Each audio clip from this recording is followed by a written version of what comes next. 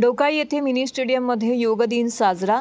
दरवर्षीप्रमाणे यावर्षी आंतरराष्ट्रीय योग दिवसाचे ढोकाळी येथील शरदचंद्र पवार मिनी स्टेडियम येथे संस्कार या सेवाभावी संस्थेच्या वतीने आयोजित करण्यात आला होता। सदर कार्यक्रमाला प्रमुख पाहुणे म्हणून ठाणे शहर विधानसभेचे जनसेवक आमदार संजय केळकर उपस्थित होते। सन 2015 पासून या ठिकाणी योग दिवसाच्या कार्यक्रमाचे नियमित आयोजन केलं जातं। या योग दिवसाच्या कार्यक्रमांमध्ये गुरुकुल विद्यापीठ, ज्ञानपीठ विद्यालय, पतंजली योग समिती यांचा सक्रिय सहभाग असतो। या कार्यक्रमांमध्ये स्थानिक नागरिकांचा सहभाग देखील मोठ्या प्रमाणामध्ये लाभला।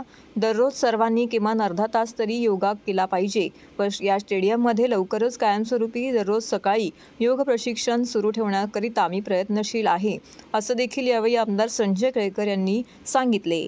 या योग दिनाच्या कार्यक्रमामध्ये जवळपास 300हून अधिक लोकांनी सहभाग घेतला होता, असे कार्यक्रमाचे आयोजक दत्ता घाडगे यांनी पत्रकारांशी बोलताना सांगितले।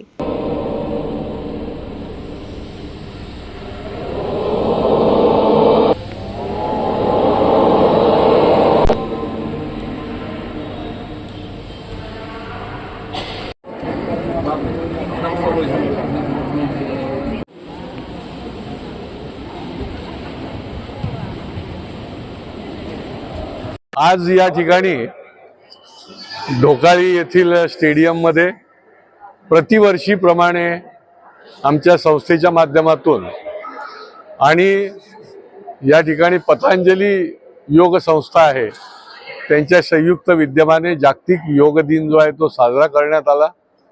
या ठिकाणचे आमचे दत्ता घाडगे आणि त्यांचे सर्व सहकाऱ्यांनी याच्यामध्ये पुढाकार घेतला आणि विशेष करून या भागामधले नागरिक तर सहभागी झालेत, परंतु विद्यार्थी देखील मोठ्या प्रमाणामध्ये या योग दिनाच्या निमित्ताने योग साधना करण्याकरता, योग मार्गदर्शन घेण्याकरता या ठिकाणी सहभागी झाले। खरं म्हणजे जागतिक योग दिनची ही दशकपूर्ती आहे आणि या स्टेडियमला देखील 10 वर्ष पूर्ण झाली आणि योग साधना करून आणि योग दिन साजरा करूनच या स्टेडियमचं या ठिकाणी सुरुवात झालेली आहे। मला असं वाटतं की लहानापासून मोठ्यापर्यंत प्रत्येकाने ही योग साधना केली पाहिजे, केवळ जागतिक योग दिनाच्या निमित्ताने नाही तर दैनंदिन सकाळी काही वेळ जो आहे तो या आपल्या शरीराकरता, बुद्धीकरता, मनाकरता दिला पाहिजे।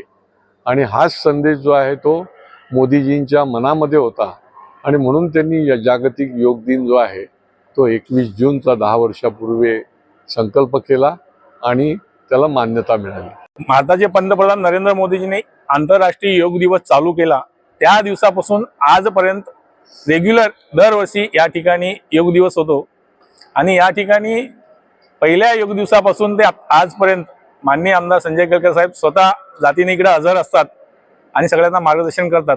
आणि या आंतरराष्ट्रीय योग दिवसामध्ये सुरुवातीपासून पतंजली योग समितीचा खूप महत्त्वाचा सहभाग आहे।